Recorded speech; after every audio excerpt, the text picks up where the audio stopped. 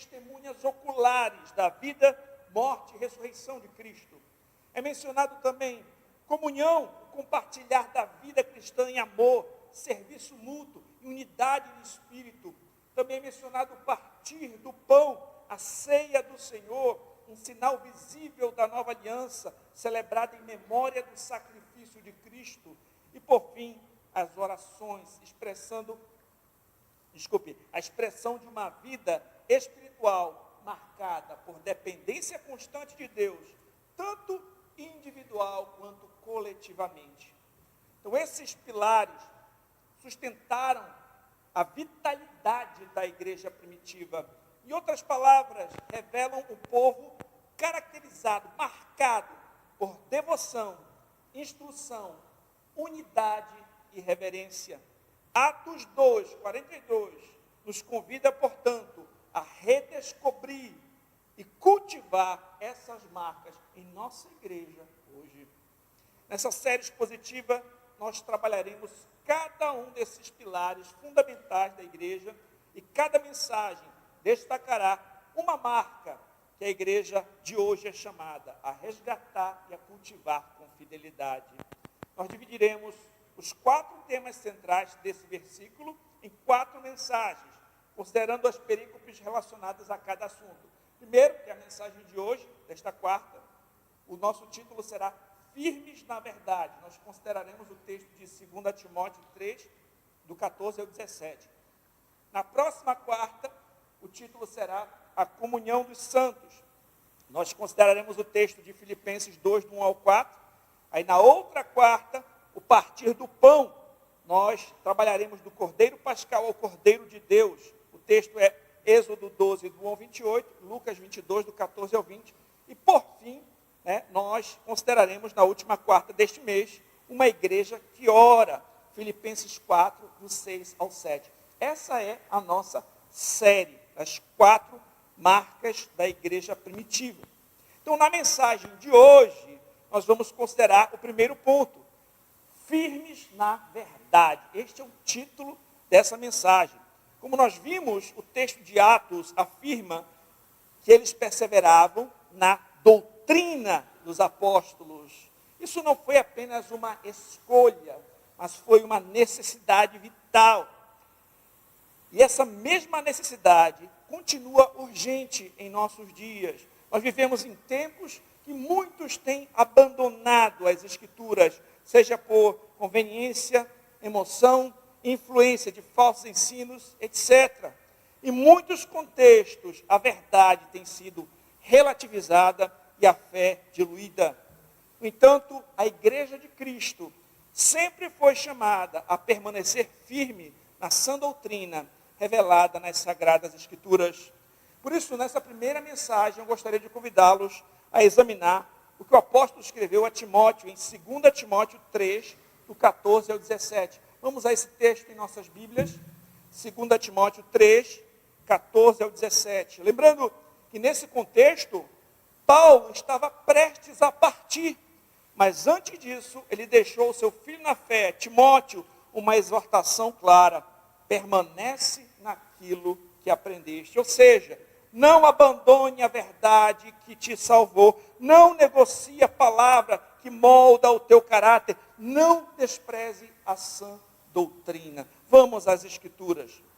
Tu, porém, permanece naquilo que aprendeste e de que foste inteirado, sabendo de quem o aprendeste, que desde a infância sabes as sagradas letras, que podem tornar-te sábio para a salvação pela fé em Cristo Jesus.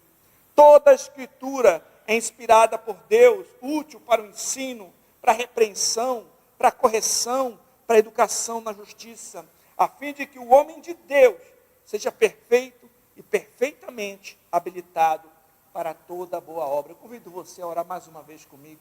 Santo Deus, estamos diante da Tua santa palavra, Senhor. Ela é lâmpada para os nossos pés, ela é luz para o nosso caminhar, ela é alimento para a nossa alma. Senhor, desvenda os nossos olhos para contemplarmos as maravilhas de Tua lei. Reconheço que sem Ti eu nada posso fazer, mas Te peço, usa-me como instrumento para expor com fidelidade a Tua palavra, a Tua igreja que aqui se reúne, que só o Teu nome seja engrandecido. Eu oro em nome de Jesus. Amém. Nós vamos observar que neste contexto, o que o apóstolo Paulo escreveu, essas palavras, o cristianismo enfrentava severa perseguição. Paulo estava preso em Roma, próximo ao seu martírio, ali em seus últimos momentos. Paulo havia combatido um bom combate, havia terminado a sua carreira e guardado a fé. Muitos o haviam abandonado, heresias estavam se espalhando agora na igreja, e como uma corrida de revezamento, Paulo agora passa o bastão a Timóteo, um jovem pastor que tinha um grande desafio pela frente: perseverar na propagação do genuíno evangelho, da sã doutrina, mesmo diante de perseguições, diante de pressões e falsos ensinos. A exortação de Paulo a Timóteo é clara: manter-se firme naquilo que ele havia aprendido, as boas novas de Cristo que lhe foram fielmente transmitidas. O conteúdo dessa carta soa como se Paulo estivesse dizendo, em outras palavras: Timóteo, não se envergonhe, mas pela graça de Deus, esforce-se ao máximo, esteja disposto a suportar o árduo trabalho para preservar e promover a sã doutrina. Assim como Timóteo, nós hoje também precisamos ouvir essas exortações de Paulo. Elas continuam extremamente relevantes para a igreja brasileira, para esta igreja, para nossas igrejas. Neste momento, neste século, nós vamos desenvolver este texto em 4 partes. A primeira parte: firme-se no ensino das Escrituras, verso 14. Segunda parte: as Escrituras revelam o caminho de salvação, verso 15. Terceira parte: a Escritura é inspirada por Deus, verso 16. E a quarta parte: a Escritura nos aperfeiçoa para toda a boa obra. Vamos então à primeira parte, o verso 14. Firme-se no ensino das Escrituras. É dito assim: tu, porém, permanece naquilo que aprendeste e de que foste inteirado, sabendo de quem o aprendeste e que desde a infância sabes as sagradas letras. Eu destaco logo esta parte: tu, porém. Então esse versículo começa estabelecendo um contraste com aquilo que ele precede, com aquilo que Paulo acabou de descrever. Quando você lê a carta de 2 Timóteo, você percebe que no capítulo 2, Paulo fala de homens como Himeneu e Fileto, homens cujo ensino é venenoso e corrompe como câncer, corrói como câncer. Paulo fala no capítulo 3 um alerta de que nos últimos dias haveria tempos difíceis. Muitos seriam egoístas, avarentos, orgulhosos, arrogantes, blasfemos, entre outros males. Ele também ilustra dizendo que assim como Janes e Jambres resistiram contra Moisés, esses homens resistem contra a verdade. Então, Paulo conclui no verso 13: os homens perversos e impostores irão de mal a pior, enganando e sendo enganados. Por isso ele diz: tu, porém. Aí nós entendemos a força desse tu, porém. Está em contraste com todos esses falsos mestres. Ou seja, diferente deles, Timóteo, fique firme, não seja como eles, faça a diferença, não seja um falso mestre, não negocie a sua fé. Permanece naquilo que aprendeste, de que foste inteirado. Timóteo deveria perseverar, mesmo diante da pressão e das circunstâncias adversas, nas verdades que ele não simplesmente aprendeu, mas ele também foi inteirado, isto é, ele creu e confiou de coração. Uma outra possível tradução para essa parte seria: aquilo que acreditas firmemente.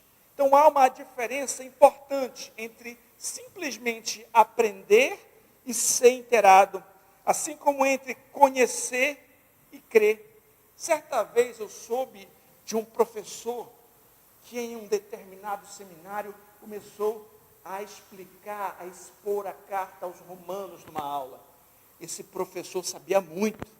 Ele conhecia ali o contexto político, geográfico, histórico, apresentou mapas, falou de termos. Os alunos, nossa, como ele sabe sobre essa carta, esse homem sabe muito. Mas no final da aula, ele disse algo que frustrou a todos. Ele disse, mas tem uma coisa, eu não acredito em nada disso que eu falei para você. Ele conhecia, mas não foi inteirado. Ele não cria de coração. Ele era um professor liberal. Ele não cria nas Escrituras. Não basta simplesmente conhecer. É preciso crer, confiar de coração. Sabendo de quem o aprendeste, e que desde a infância sabes as sagradas letras. Timóteo foi instruído nas Escrituras desde a infância, por sua avó, Lloyd, a sua mãe, Eunice, e posteriormente ele aprendeu diretamente com o apóstolo Paulo, o Evangelho. 2 Timóteo 2,2 diz assim, que da minha parte ouviste, através de muitas testemunhas, isto mesmo transmite a homens fiéis e idôneos, para instruir a outros. Assim Timóteo é chamado a permanecer no verdadeiro Evangelho, lembrando do exemplo e do ensino daqueles que o instruíram, e a perseverar no seu santo Evangelho, mesmo diante de pressões e dos falsos ensinos que o cercavam. Queridos, hoje também, muitos abandonam uma herança doutrinária fiel e acabam trilhando caminhos tortuosos. E ao desprezar essa doutrina, dão ouvidos a falsos vários ensinos e são levados por ventos de doutrina. Hoje nós temos acesso a muitas informações, a todo tempo, e com alguns poucos cliques, e aparecem mais opções e opções e opções, de vozes e vozes e vozes, que estão falando um monte de coisa. Mas existem muitos falsos ensinos, existem muitos falsos caminhos. Alguém aqui já leu o livro O Peregrino, de John Bunyan? Nesse livro você vai perceber que tem muitos personagens que se apresentam para tentar desvirtuá-lo, afastá-lo do caminho estreito. Não é? E assim também é na vida cristã. Tem muitos falsos ensinos por aí. Por exemplo, é muito comum em nosso país a teologia da prosperidade, que transforma o Evangelho em um meio de alcançar simplesmente prosperidade material como fim em si mesmo. Apresenta Jesus Cristo como se fosse um gênio da lâmpada, pronto simplesmente a realizar os seus desejos em troca de sacrifícios financeiros. Mas as Escrituras dizem em Mateus 6,24, não podeis servir a Deus e a mamon, a Deus e as riquezas. Por outro lado, existem aqueles que são ecumênicos ou relativistas, afirmam assim, é até mesmo uma frase conhecida, todos os caminhos levam a Deus. Mas o Senhor Jesus Cristo declarou enfaticamente, eu sou o caminho, a verdade, a vida, em João 14,6. Existem aqueles que são pragmáticos, que trocam o que é certo pelo que funciona, priorizam o resultado visível em detrimento da fidelidade bíblica. Mas o Senhor Jesus Cristo não seguiu esse caminho. Quando as suas palavras confrontaram a multidão, é dito que muitos seguidores o abandonaram. E ele não suavizou a sua mensagem para agradar as massas. Pelo contrário, imagine, Jesus pregando firmemente, muitos o abandonando. Se ele fosse pragmático, ele ia ficar preocupado nessa hora. Eu tenho que suavizar, porque tem muita gente abandonando. Mas o que ele diz? Sabe o que ele faz? Ele olha para os 12 e vai perguntar, vocês também não querem ir embora? E aí que Pedro diz, Senhor, a quem iremos? Tu tens as palavras de vida eterna. Outro falso caminho é o universalismo, aqueles que ensinam que não importa, no final todos serão salvos. O inferno não existe. Mas o próprio Senhor Jesus Cristo advertiu, larga é a porta, muitos são os que entram por ela, estreito é o caminho que conduz à vida. O relativismo moral são aqueles que negam a existência de uma verdade absoluta, afirmam que cada um constrói a sua própria moralidade, mas a Escritura afirma, santifica-os na verdade, a tua palavra é a verdade, João 17,17. Um outro falso ensino é o antinomianismo, aqueles que desprezam a lei de Deus, dizendo que a lei, que o amor anula os mandamentos, mas Jesus declarou, aquele que tem os meus mandamentos e os guarda, esse é o que me ama. Esses outros desvios surgem quando a igreja abandona o ensino sólido das Escrituras.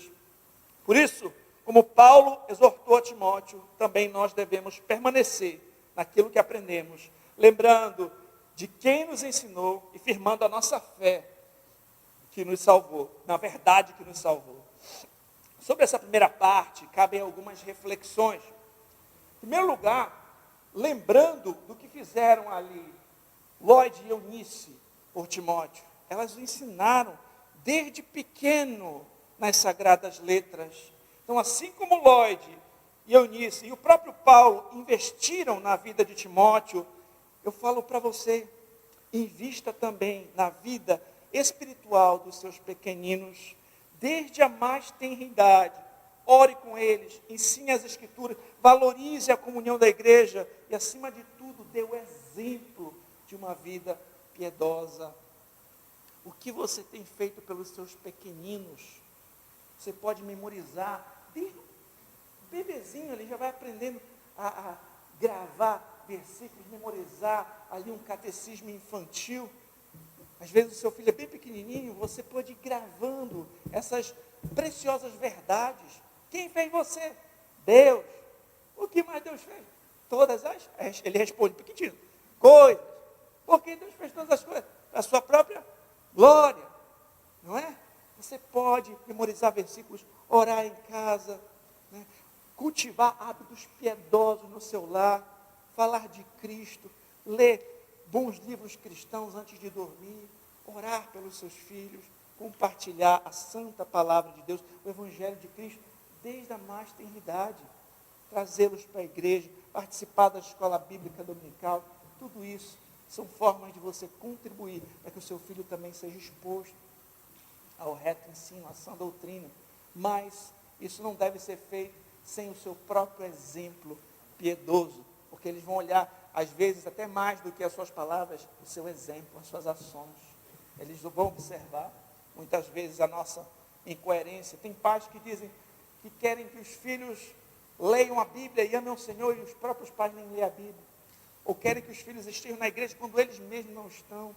Então nós também ensinamos com o nosso exemplo, com a nossa coerência, de forma consistente, inculcando ali as oportunidades que nós temos e de forma cotidiana, a todo momento, seja no caminho para a casa da avó, seja numa situação que acontece, você vai mostrar qual é a visão bíblica sobre aquela situação, seja num conflito ou numa pergunta, e às vezes eles fazem as perguntas mais difíceis. Meu filho perguntou se Adão ia para o inferno. Filho, você lembra que o Senhor falou, depois da queda, que um descendente da mulher esmagaria a cabeça da serpente? Se eles creram naquela promessa, se eles creram no Messias que viria, eles vão para a cidade celestial. Mas eu tive que pensar ali na hora, diante de uma situação. Eles vão fazer perguntas. Se você não souber, pergunte para o pastor Raik, pastor André. E as perguntas às vezes são as mais difíceis. Mas não ignore essa curiosidade que eles estão pensando a respeito das coisas de Deus. Aproveite, fale de Cristo, pregue a palavra para os seus filhos, para os seus filhinhos. Permaneça na sã doutrina. Não se deixe levar pelas distorções do Evangelho que têm sido propagadas em nossos dias. A fidelidade à verdade revelada nas Escrituras deve ser prioridade, mesmo que isso custe a aceitação ou popularidade. Outra coisa importante que nós aprendemos nessa primeira parte: não basta conhecer doutrinas na teoria, é preciso crer de coração. Timóteo não apenas aprendeu a verdade, ele foi inteirado, ou seja, ele abraçou essas verdades com fé e convicção.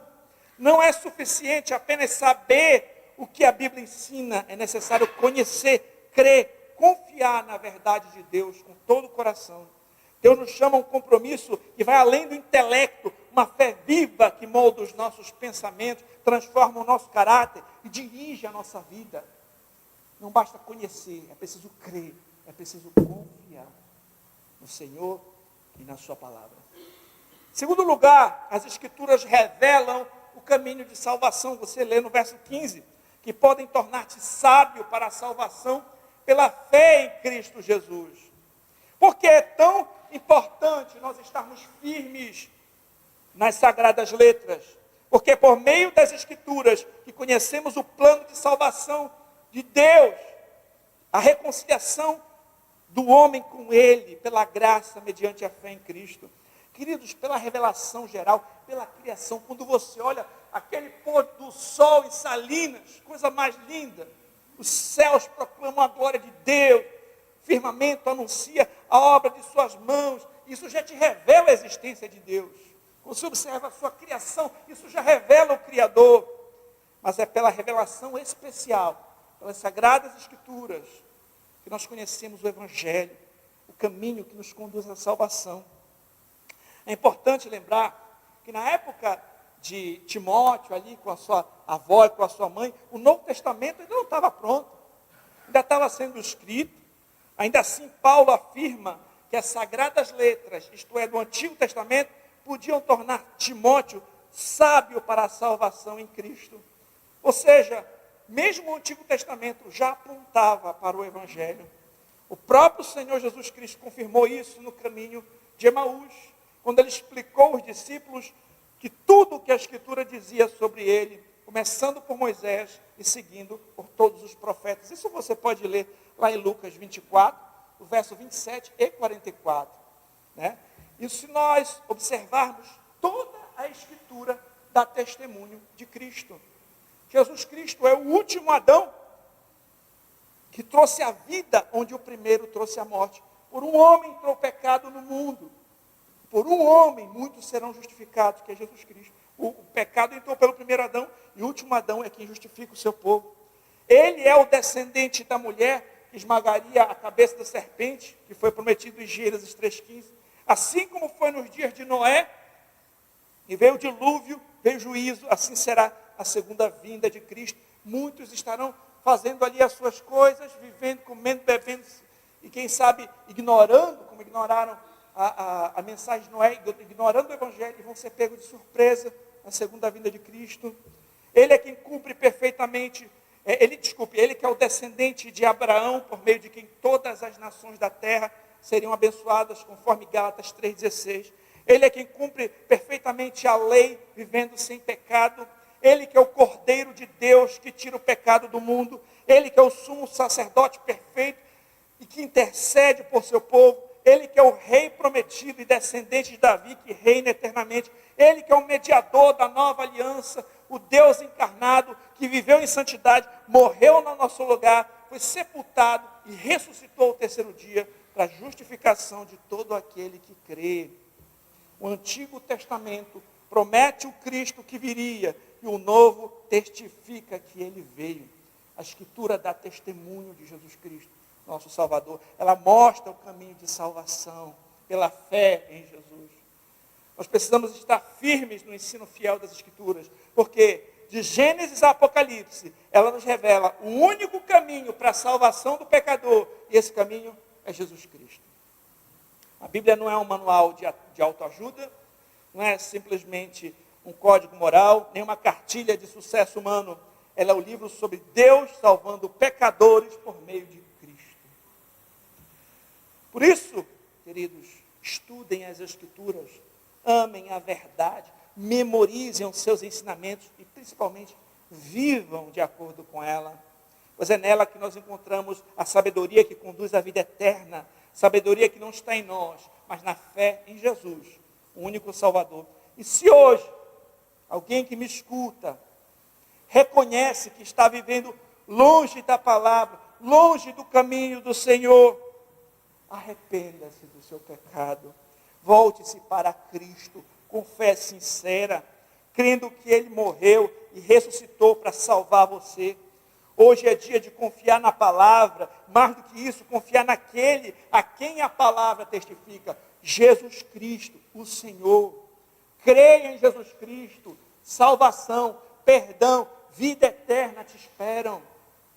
Aquele que confia no Senhor não perecerá, mas viverá para sempre na cidade celestial, onde o Senhor enxugará dos nossos olhos toda lágrima. Não haverá mais pranto, nem dor, nem tristeza, só alegria eterna. São promessas para aqueles que confiam em Jesus.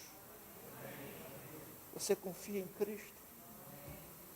Terceiro, A Escritura é inspirada por Deus. Toda a Escritura é inspirada por Deus.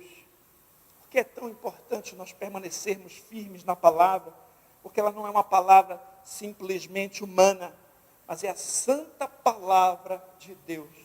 Homens santos falaram da parte de Deus, movidos pelo Espírito Santo. A Bíblia não é um livro comum, é inspirada por Deus, ou seja, soprada por Ele mesmo. É a voz do próprio Deus falando com clareza, autoridade e verdade ao seu povo. Um teólogo chamado William Hendrickson comentou: toda a Escritura deve sua origem, seu conteúdo ao sopro divino, ao Espírito de Deus. Os autores humanos foram guiados poderosamente pelo Espírito Santo.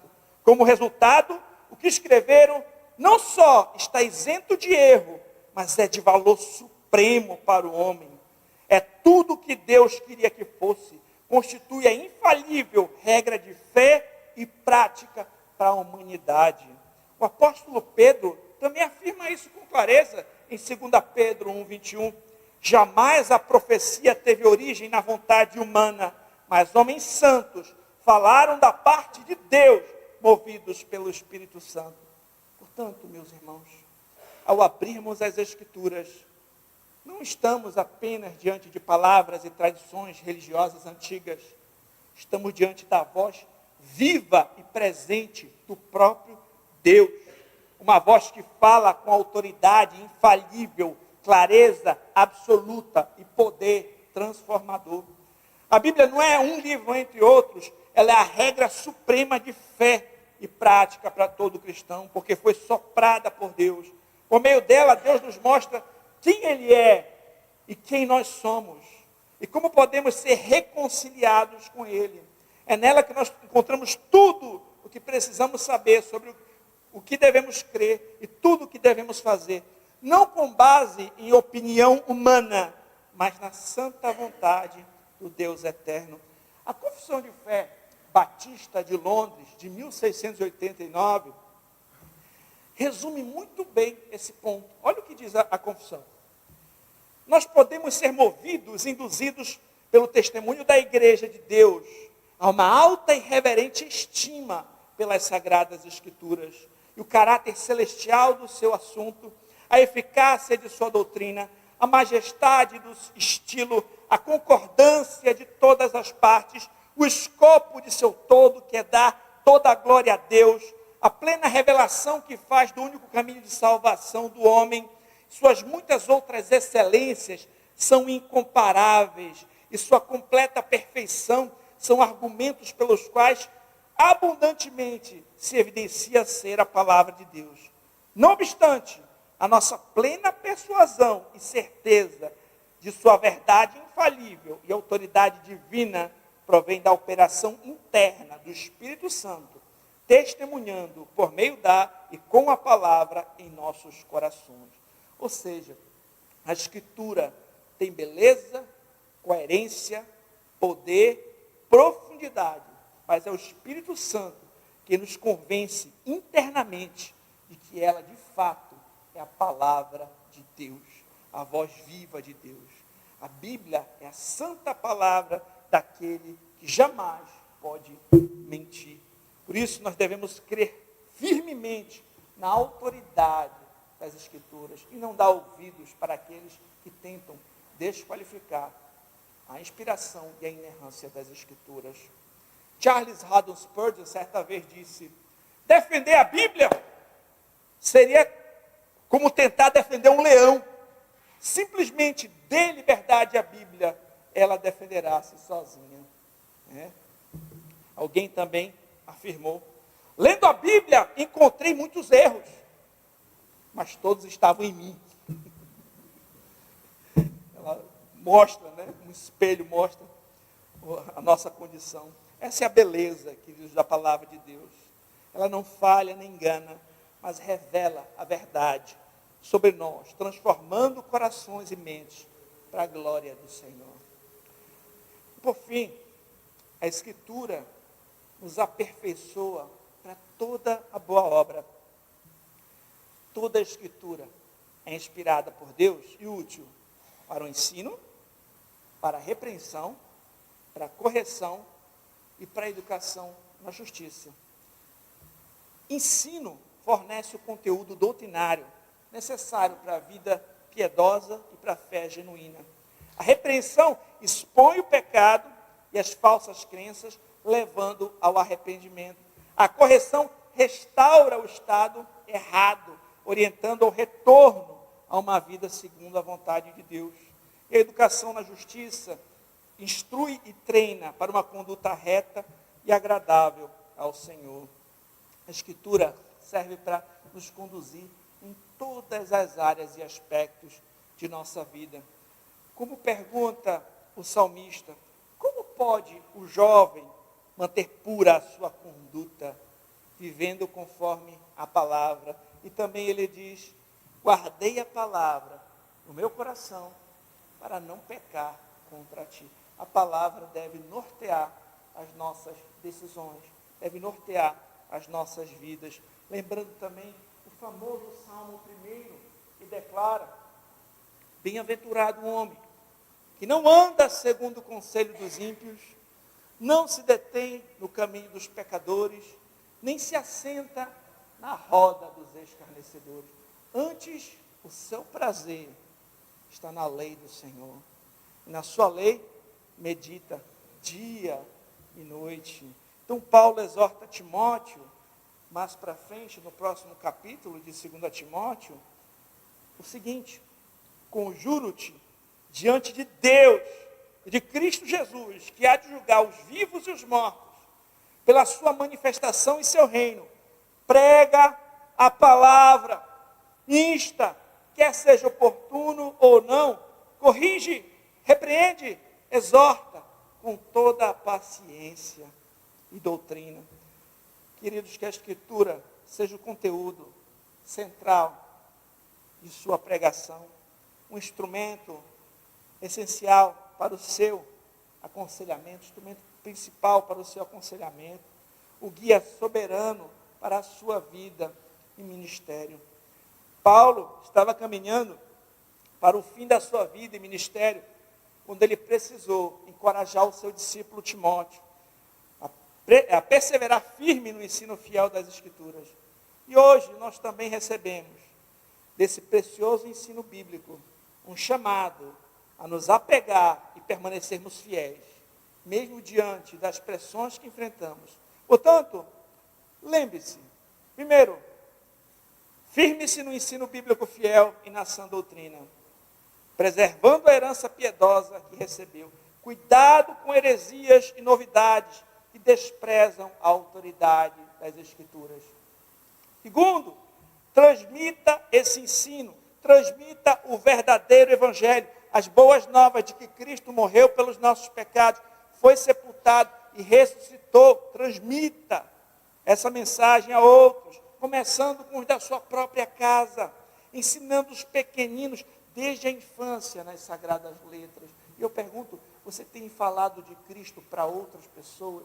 Você tem orado pela conversão de outros? Você tem orado para que o Senhor abra a porta, abra oportunidades para você falar de Cristo? Quem sabe, para os seus vizinhos, ou amigos, ou pessoas que você conhece? Como você tem se envolvido nessa grande comissão que Cristo nos deixou? Vão, façam discípulos de todas as nações, batizando em nome do Pai, do Filho e do Espírito Santo, ensinando-os a guardar todas as coisas que vos tenho ordenado, e eis que estou convosco. Então, como você tem participado disso? Na prática, tem orado pela conversão dos seus familiares, dos seus filhos? Você convida pessoas para vir à igreja, quem sabe? Quem sabe você, como o pastor Heiker estava falando da distribuição de Bíblias, Novos Testamentos, você pode dar uma Bíblia de presente para uma pessoa?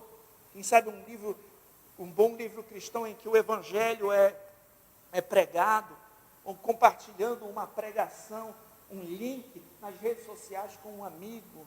Quem sabe fazendo uma reunião na sua casa, convidando aquela tia que às vezes está aberta para conversar, e você faz uma oração, lê um trechinho das Escrituras, fala de Cristo, né, quem sabe canta o hino e depois conversa sobre a palavra, come um pãozinho de queijo, toma um café, conversa.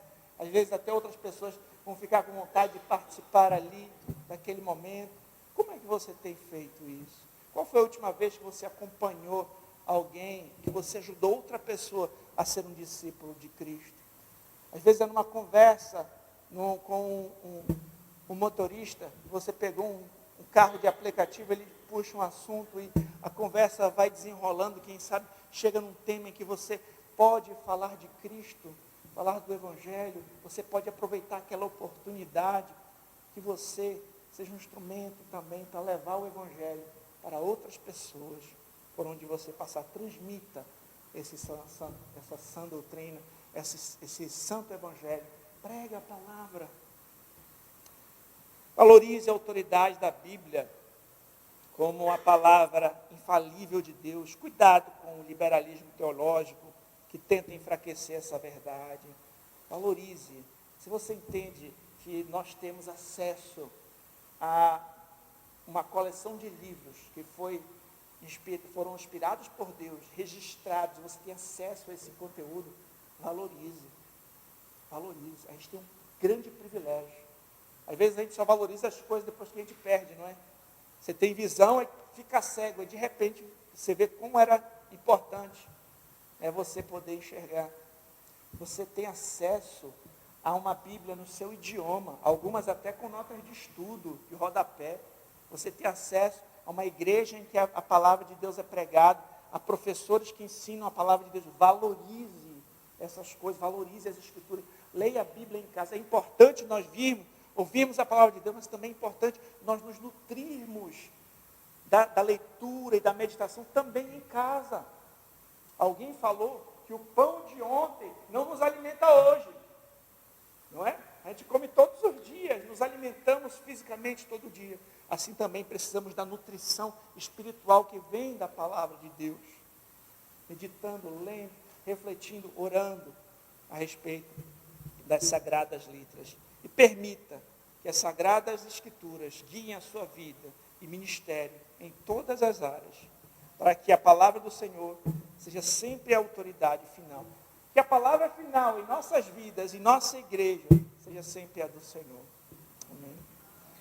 Saiba que você será pressionado de todos os lados a suavizar ou modificar o seu ensino, mas permaneça firme naquilo que aprendeu e creu de coração, nas sagradas letras que podem tornar-te sábio para a salvação em Cristo. Firmar-se na doutrina dos apóstolos é, antes de tudo, firmar-se no próprio Cristo, o Verbo vivo, a palavra encarnada. Que o Senhor nos ajude, como igreja, a permanecermos ancorados nessa verdade, crescendo em maturidade, discernimento e fidelidade. Oremos. Santo Deus e Pai, te louvamos e te agradecemos, Senhor, pela tua palavra, que sempre nos ensina, sempre nos instrui, sempre nos orienta. Que ela esteja gravada em nossos corações, para não pecarmos contra ti. Que o nosso prazer, a nossa alegria, esteja em conhecer o Senhor e obedecer os teus mandamentos. Para a glória do Senhor eu oro. Em nome de Cristo Jesus. Amém.